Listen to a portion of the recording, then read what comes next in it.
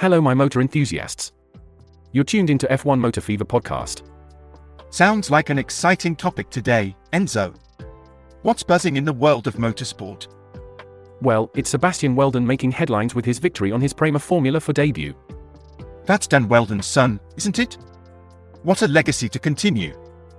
Indeed, and not just that. Daryanani clinched the Formula Trophy title at the Yas Marina Circuit. Quite the spectacle, I imagine. How did Wheldon manage the win? He had a slow start but made a daring move to overtake Kai at turn 6.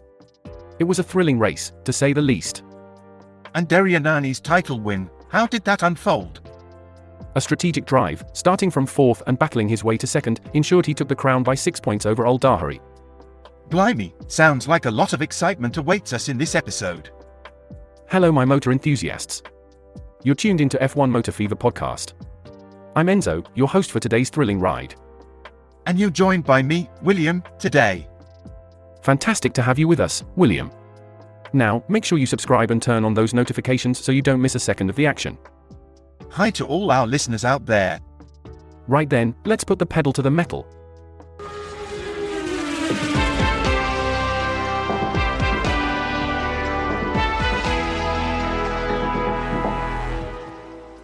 Now, let's dive into Sebastian Wheldon's impressive F4 debut with Prema. Did you know he replaced series leader Rashid Al Dahari for this race? Really? I suppose Al Dahari had his eyes set on a higher challenge with Formula Regional. Exactly. Wheldon stepped in and maintained his usual yellow, white, and black livery, thanks to his main sponsor Gainbridge. Despite being unaccustomed to standing starts, he quickly adapted after a slow initial reaction. Sounds like a steep learning curve. How did he manage to clinch the win? After a strategic move on lap 4, he dummied Kai Genrouet at the end of the back straight, managing a daring overtake at turn 6. From there, he locked up under braking yet still took the lead before turn 9. Quite the maneuver. And what about the battle behind him? While Wheldon pulled ahead to secure victory, Daryanani and Kabir Unarog had an intense duel for the podium spots.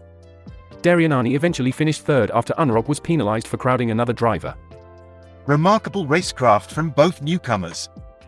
Quite the dramatic turn of events in that final race, wasn't it? Daryanani moved up from 4th to 2nd and ended up clinching the title by just 6 points over Al Dahari. Yes, indeed. And Unarog taking the win sealed the deal for him, ended up 3.5 seconds ahead of the competition. Quite a remarkable finish. Absolutely. But I was reading somewhere that Wheldon had some kind of scuffle with Kai and then with Salim Hanna before the end. Did he manage to keep his position? Not entirely sure about that. Maybe we should give her a bell, just to clarify. Let's sort that out then. Hello, is this Victoria? All good. We're on with the podcast, going over the race details. I can't quite recall if Wheldon managed to maintain his position after those on-track incidents. Can you double check for us? Is that so? Brilliant, thank you. That's all for now. Cheers. Hanging up now. Well, it turns out Wheldon did manage to hold his position despite the wheel-to-wheel action. According to Victoria, he had a bit of a lock-up but stayed ahead. I suspected as much. He was in top form, wasn't he? Quite right. But it's always good to have the details straightened out, especially when it gets as hectic as this. So, with the final standings in, it's Daryanani who clinches the title with 102 points, ahead of Rashid Al Dahari's 96. Quite a close finish, wouldn't you say? Absolutely tight at the top. And Unarog rounding up the top 3 with 80 points really adds to the competitive nature of the series this year. Indeed. It's fascinating to see Wheldon, despite his commendable performances, finishing 9th with 37 points. Shows just how fierce the competition was. Very true. And did you notice Kai managed pole with a lap time of 1 minute 55.843 seconds? Quite impressive, especially given that Unarog set the fastest lap at 1 minute 56.642 seconds. Yes, Kai showed great pace on the day. Overall, a thrilling season with plenty of wheel-to-wheel action. And with upcoming talents like this, the future of racing seems very bright. I couldn't agree more. It's been a pleasure discussing this with you today. Can't wait to see what unfolds next in the world of racing. So, what's the latest buzz online? Alright, let's have a butcher's. There's quite a lively discussion going on about Ferrari's team dynamics. Simon Dasher posted, quote, Vassar about Leclerc and Sainz, I have never in all my time of racing seen two teammates so intensely preoccupied with what the other one is doing, unquote. Seems Vassar's really highlighting the competitive spirit between them. Sounds like a bit of sibling rivalry, doesn't it? Anything juicy in the comments? Definitely. Prudence Pineapple chimed in, quote, they were incredible in how hard they were pushing each other out of the car too, in how much work they were putting in. I really believe that competitive fight between them has brought us performance, unquote. It's always good to hear when competition actually pushes the team forward, not backward. Then there's Captain America, who said, quote, Carlos deserved better than Williams, unquote. And Eat the Brokies responded, quote, and Bottas deserved better than Sauber and now no seat at all. The game isn't fair and never will be, unquote. Fair point. It's a tough world out there with musical chairs in F1. Indeed, and Mion added, quote, at least Bottas enjoyed 5 years of having a championship contending car, unquote. That's true, he's had a good run.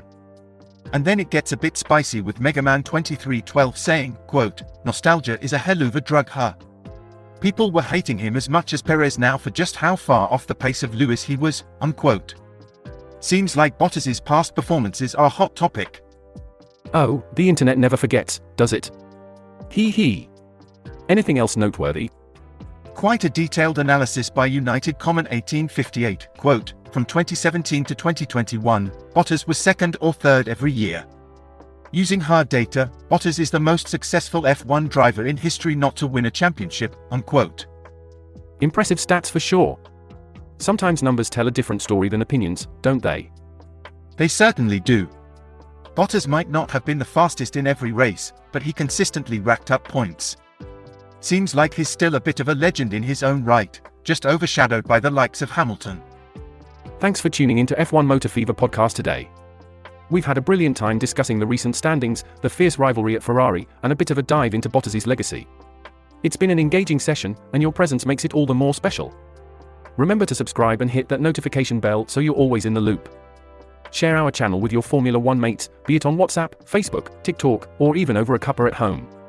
And if you've got thoughts, drop them in the comments. Absolutely, don't miss our next episode, stay tuned. We're on air every day, bringing you the latest from the world of racing. And there's plenty more excitement on the horizon, so make sure you don't miss out. We're grateful you joined us and are looking forward to our next session with you all.